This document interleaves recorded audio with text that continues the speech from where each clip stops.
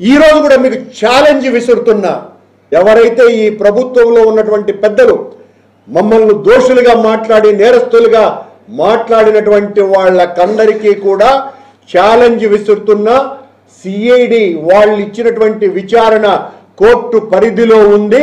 అందులో మేము ₹1 తీసుకున్నట్టున్నా, కనీసం ఆ రవికుమార్ దగ్గర ఒక టీ తాగినట్టు ఉన్నా, అతని ఆస్తులని 1 సెంటు రాయించుకున్నట్టు ఆ నివేదికలో ఉన్న రాజకీయ అస్త్ర సన్యాసం చేసేస్తాం. కానీ మా మీద ఆరోపణలు చేసినటువంటి వాళ్ళు దానికి తద్భిన్నంగా సిఐడి అధికారుల రిపోర్టు ఉంటే ఆ పదవులకు రాజీనామా చేస్తారానని సవాలు విసురుతున్నా. స్వీకరించడానికి సిద్ధంగా ఉండండి.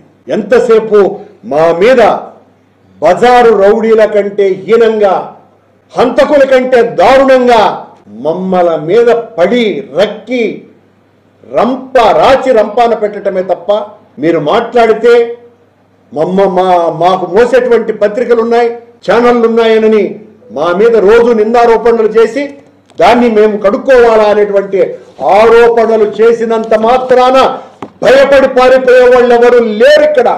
మీ ఆరోపణలకు, మీరు వేసేటువంటి నిందలకు, దారుణాలకు జడిసి పిరికి వాళ్ళుగా జీవించటం కంటే న్యాయం కోసమని ఎదురెడ్డి పోరాడి చావటం మేలు అనుకునేటువంటి తాత్విక బలం కలిగినటువంటి వాళ్ళు నేను.